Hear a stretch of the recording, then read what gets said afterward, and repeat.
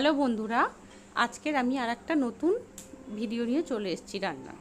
এখানে ছোলা দিয়ে মোচার ঘন্ট, একদম মা ঠাকুমারা যেমন বানাতো সেরকম খুব সহজভাবেই বানিয়ে তোমাদের সামনে দেখাচ্ছি।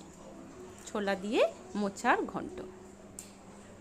দেখো, প্রথমে আমরা মোচাটাকে এইভাবে খুলে মোচার ভেতরে যে ফুলগুলো থাকে সেগুলোকে বের করে ওই দেখো তোমাদেরকে দেখিয়ে দিচ্ছি কিভাবে মোচাটা তোমরা কাটবে।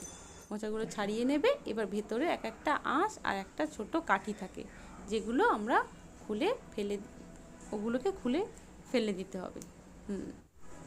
দিয়ে মোচাটাকে এইভাবে কেটে নেবে। খুব সহজ, তাড়াতাড়ি হয়ে যাবে। এবার কেটে জলের মধ্যে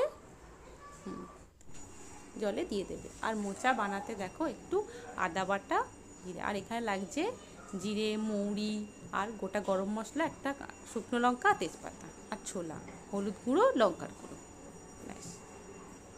আর আদা, জিরে বাটা আর কাঁচা লঙ্কা কয়েকটা। আমি একটু তেঁতুল দিয়ে দেবো মোচার মধ্যে, যাতে মোচা কালো কচটা না হয়, কালো না হয়, যাতে সুন্দর দেখতে লাগে। একটু তেঁতুল দিয়ে দেবে, দেখবে একটু টক দিয়ে দিলে কি হয়, লেবু বা তেঁতুল যেটাই থাকবে সেটাই দিতে পারো। আমি এখানে মোচাটা সেদ্ধ করে নেব না, কড়াইতে তেল দিলাম, দিয়ে দিলাম একটা তেজপাতা, শুকনো লঙ্কা, গোটা জিরে, গোটা গরম মশলা, আর দিয়ে দিলাম জিরে।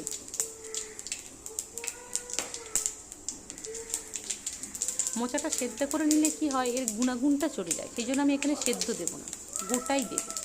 দেখে না, একটু হালকা নেড়ে কয়েক সেকেন্ড মতো নাড়লেই দেখবে ওর একটা গন্ধ বেরোবে। এটা দিয়ে দেবো আলু, একটু টুকরো করে রাখা আছে আলুগুলো দিয়ে দিলাম। দিয়ে আলুগুলো নেড়ে নেড়ে ভাজা হয়ে গেলে দিয়ে দেবো কাঁচা লঙ্কা। যেমন ঝাল খেতে পারো তোমরা সেই অনুযায়ী লঙ্কাটা ব্যবহার করবে। আদা বাটা দিয়ে দিলাম, আর দিয়ে দেবো জিরে বাটা, দিয়ে আর আদা দিয়ে এটাকে একটু ভাজা করে যাতে আদার গন্ধটা যতক্ষণ না যায় ততক্ষণ তোমরা এটা নাড়বে।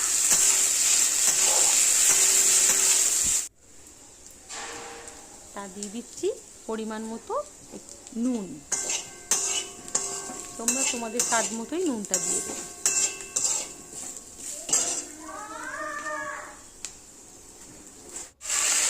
তারপরে ধুয়ে রাখা মোচাটা দিয়ে দিলাম, কিন্তু এখানে একটু সেদ্ধ করে দিলাম, একদম কাঁচা, মানে মোচাটা কেটে ধুয়ে দিয়ে দিলাম।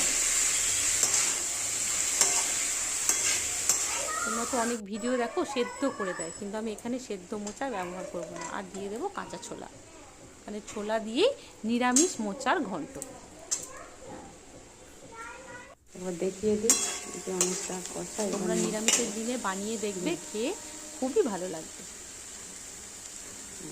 দেবো একটু হলুদ গুঁড়ো, আর দেবো যা লাগবে একটু লঙ্কার গুঁড়ো,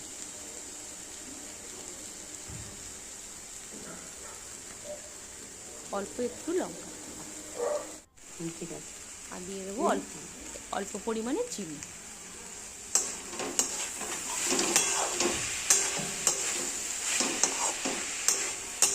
ভালো করে এটাকে মিশিয়ে নিতে হবে।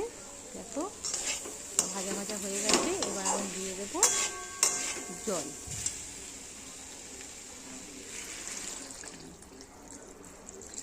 হ্যাঁ, একটু পরিমাণ মতন দেবো, যাতে মোচাটা সেদ্ধ হয়ে যাবে এই জলেতে, কারণ আমার তো সেদ্ধ করা মোচা না, ওই জন্য মোচাটা যেন সেদ্ধ হয়ে যায়। আর দিয়ে দেবো, দেখো সেদ্ধ হয়ে গেছে, মোচা রান্না হয়ে গেছে। এবার দিয়ে দিচ্ছি ঘি আর গরম মশলা।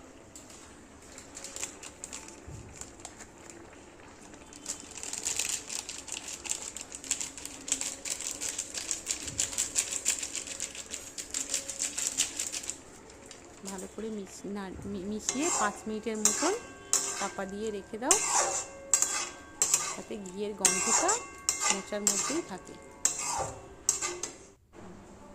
রেডি আমার নিরামিষ মোচার ঘন্ট।